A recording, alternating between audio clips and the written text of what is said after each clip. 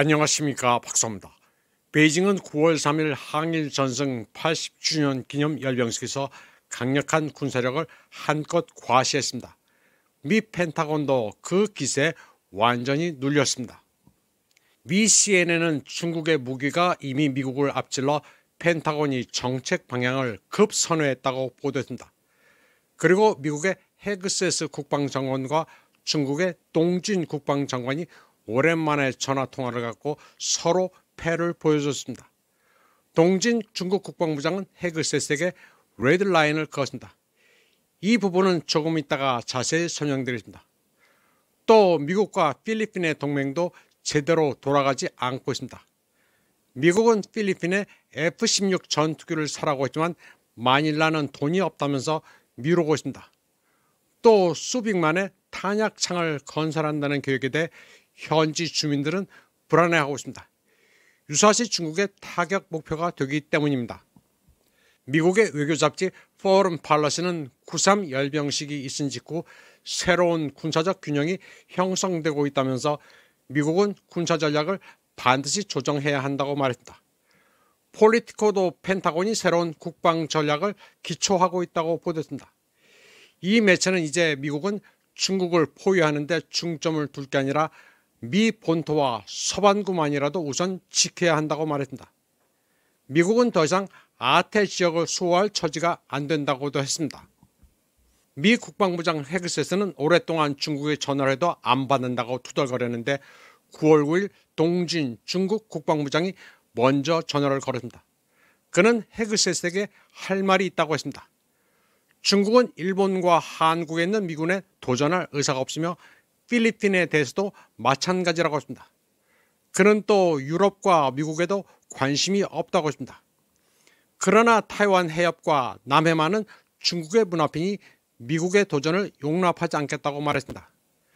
중국이 미국의 세력 범위를 인정할 테니 중국의 문 앞에 와서 참견하지 말라는 것이었습니다. 예전에 미국의 입장은 타이완 유사시 미국이 관여한다는 것이었습니다.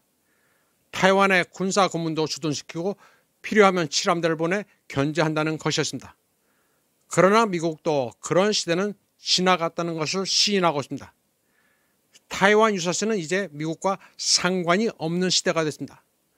미 펜타곤은 9.3 열병식 이후 꿀먹은 듯 조용합니다. 예전 같으면 중국의 방위산업은 안 된다. 중국군은 실전 경험이 없다. 미국은 중국과는 다르다는 말들을 했었는데 지금은 아무 말 없습니다. 중국은 동생격인 파키스탄으로 하여금 인도와의 대리전에서 젠10으로 프랑스제 라팔 전투기를 보기 좋게 격추시켰습니다. 게다가 이번 열병식에서 젠10은 물론이고 육해공과 핵 전력이 완비된 것을 과시했습니다. 게다가 무인기, 레이저, 마이크로파 무기까지 미국도 없는 전력을 갖추고 있다는 것을 보여줬습니다. 또 미국은 중국의 사회나 정치 시스템은 안 된다. 군대 훈련도 문제가 많다고 비판했는데 열병식에서 보니 아주 기율이 있고 잘 표준화돼 미군보다 수준이 높다는 것을 알게 됐습니다.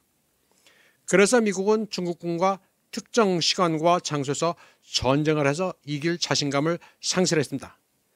미군은 서태평양과 타이완 해협, 남해에서 제대로 실력 발휘를 할 수가 없습니다. 미국은 원정 작전을 치를 능력이 더 이상 없습니다. 그리고 군사적으로 중국과 충돌할 의사가 없습니다. 그러니 중국의 정권이나 정치 체제를 바꿀 엄두 역시 내지 못합니다. 중국은 미국에 대해 남의 나라 흔들 생각 말고 니들이나 잘하라는 입장입니다. 헤그세스 역시 국제정치에서 현실주의 입장입니다. 그는 어느 정도 힘이 있어야 어느 정도 일을 할 수 있는지를 알고 있습니다. 미국은 이제 제1도련에서 제2도련선인 괌으로 물러나는 추세입니다. 중국은 사실 제3도련인 하와이까지 위협할 수는 있지만 말로는 태평양은 충분히 넓으니 미중 양국이 다투지 말고 공존 공영하자, 즉 나눠 갖자고 말하고 있습니다. 동진과 헤그세스의 통화는 트럼프 2기 들어 처음 있는 양국 군사 고위층의 교류였습니다. 이어 9월 10일에는 중국 외교부장 왕이가 미 국무장관 루비오와 전화통화를 했습니다.